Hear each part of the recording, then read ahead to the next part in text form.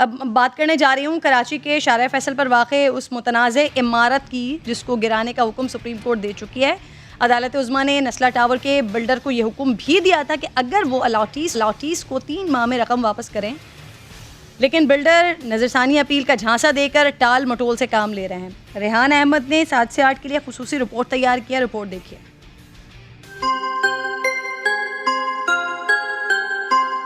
نسلہ tower آج بھی شارع فیصل پر اسی شان سے موجود ہے، مگر اس کے پرتعیش اپارٹمنٹس میں رہنے والوں کے پاس وقت کم ہے. سپریم کورٹ نے نسلہ ٹاور کو گرانے کے ساتھ بلڈر کو 3 ماہ میں الاٹیز کو رقم واپس کرنے کا حکم دیا تھا. ناجائز زمین پر نسلہ ٹاور بنانے والا بلڈر الاٹیز کو نظر ثانی اپیل کا آسرا دے کر بے وقوف بنا رہا ہے، اور الاٹیز اپنی رقم محدود پیمانے پر حاصل کرنے کے بجائے پوری رقم کے حصول کے لالچ میں بے وقوف بن رہے ہیں. مگر قانونی ماہرین کا کہنا ہے کہ اس ریویو پٹیشن کا نتیجہ بھی پہلی نظر ثانی اپیل سے مختلف نکلنے کا کوئی امکان نہیں ہے. البتہ اس بات کے قوی خدشات ضرور موجود ہیں کہ بلڈر الاٹیز کو اپیل میں الجھا کر رقم دیے بغیر ہی بیرون ملک فرار ہو جائے گا. اب انہوں نے کوئی ٹیکنیکل شاید ریویو وغیرہ کی اپلیکیشنیں لگائی ہوئی ہیں، کیوں کمپلائنس نہیں ہوا ابھی آئیں گے جب چیف صاحب اس پیشی کے اوپر، تو انشاءاللہ تعالیٰ وہ دیکھنا یہ جو جنہوں نے ڈیلے کیا ہے اب ان کی بھی باری ہے. نسلہ ٹاور تو گرے گا کہ ساتھ وہ بھی نہ گر جائے. پیسے تو دینے ہیں، سپریم کورٹ کا آرڈر ہے، اور اگر ریویو بھی کامیاب نہیں ہوتا تو than order will eighteen finality, اور نہیں ہے تو پھر ایک ہی رستہ ہے کہ وہ بھی جا کے منظور کاکا ان کے ساتھ والا فلیٹ خرید لے. کینیڈا میں لنڈن میں پیسے تو ہیں نا، سب کے پاس ہیں. سما نے سپریم کورٹ کے حکم کے مطابق الاٹیز کو رقم واپس کرنے کا سوال نسلہ ٹاور کے بلڈر ابو بکر کاٹیلا سے کیا تو انہوں نے رقم واپس کرنے سے صاف انکار کر دیا. سر ہمارے پاس تو کوئی آپشن نہیں ہے. زمین بوس کرنے کے بعد بلڈر ان کو پیسے بھی دے تو بلڈر کہاں سے دے گا؟ یہ اتنا بڑا جو پروجیکٹ کھڑا ہے یہ کسی کاسٹ پہ کھڑا ہے، یہ ایسے ہوا میں تو نہیں کھڑا ہے. ہم کہاں سے پیسے دے پائیں گے؟ الاٹیز کو رقم واپس کرنے سے انکاری بلڈر سے جب بیرون ملک جانے کا سوال کیا گیا تو اس نے تسلیم کیا کہ اس وقت ملک میں صورتحال اس کے لیے آسان نہیں. آپ پاکستان چھوڑ کے جانے کا ارادہ تو نہیں رکھتے؟ کچھ میڈیا پہ ایسی بھی باتیں ہو رہی ہیں کہ پاکستان چھوڑ کے، میرے والد اس وقت بیمار ہیں، میں ان کی چیزوں کو سب اون کرنے کے لیے یہاں پہ الاٹیز کے ساتھ میڈیا کے سامنے ہر جگہ میں فیس کر رہا ہوں. اس کا مطلب سچویشن جو ہے وہ مشکل ہے. سچویشن بہت مشکل ہے. خواجہ نوید ایڈوکیٹ سمجھتے ہیں کہ بلڈر نے سرکاری زمین پر نسلہ ٹاور بنا کر خریداروں کو دھوکہ دیا ہے. بلڈر جن لیزوں کا حوالہ دے رہا ہے وہ لیزیں ہر چائنا کٹنگ پروجیکٹ کے بلڈر کے پاس موجود ہیں.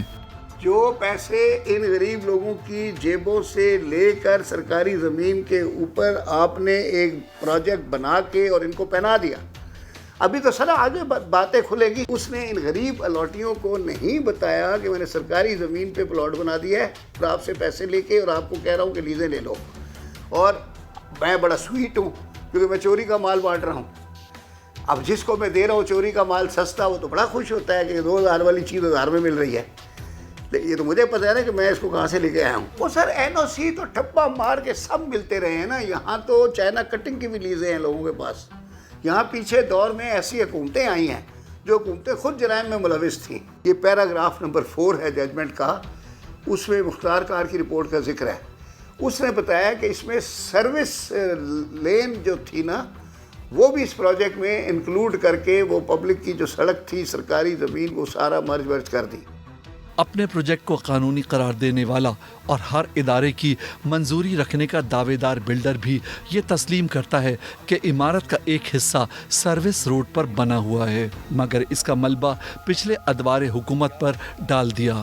2003 یا 2005 کے درمیان یہ انڈر برج بننا شروع ہوا. اس کے بعد وہ زمین انہوں نے یوز کی. گورنمنٹ نے یہ سروس روڈ ڈیڈ اینڈ کیا ہے، ہماری طرف سے ڈیڈ اینڈ نہیں ہے. Service road dead end government نے کیا ہے اس ٹائم سے. सैटेलाइट इमेज भी वाजे करता है कि शारे फैसल के साथ साथ चलने वाला सर्विस रोड किस तरह नस्ला टावर पर पहुंचकर खत्म हो जाता है, मगर ऐसा हमेशा से नहीं था। आज से 20 साल पुराने सैटेलाइट इमेज में ये सर्विस रोड अपनी जगह मौजूद था, जिसे बाद में निगल लिया गया। डॉक्टर वली मोहम्मद भी उन लोगों में शामिल हैं जिन्होंने बिल्डर के झांसे में आकर नस्ला टावर में ये लग्जरी अपार्टमेंट बनाने का फैसला किया था, मगर हैरत अंगेज बात यह है कि वो अब भी इस हकीकत का इदराक करने पर तैयार नहीं है कि आसाइशों से आरास्ता इस आशियाने का मुस्तकबिल गैर यकीनी है। मगर इसके बावजूद डॉक्टर वली मोहम्मद भी बिल्डर से रकम वापस लेकर अपना नुकसान कम करने पर तैयार नहीं है। हमारे पास टाइम तो देखा जाए तो कोई भी नहीं है।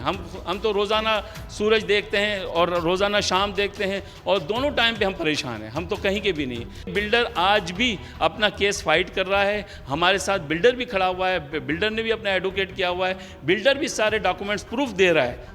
माहिर कानून ख्वाजा नवेद एडवोकेट ने नस्ला टावर के अलॉटीज को मशवरा दिया है कि वो अपनी कानूनी जंग रकम की वापसी पर मरकूज रखें। मौजूदा मार्केट वैल्यू के मुताबिक तो रकम मिल नहीं सकती, मगर जितनी भी मिल रही है बिल्डर से ज़रूर हासिल करके अपना नुकसान महदूद करें। कि वो कोई कसूरवार नहीं है, लेकिन अब जुआ हार गए हैं। तो अब गलत घोड़े पे पैसे लगाए थे, घोड़ा बैठ गया, तो अब भुगतना तो पड़ेगा। अब आज जो है 4.5-5 करोड़ पे है उस फ्लैट की वैल्यू। उसने मिसाल के तौर पे उस टाइम पे 1.5 करोड़ या 1 करोड़ या 60 लाख पे बुक किया था।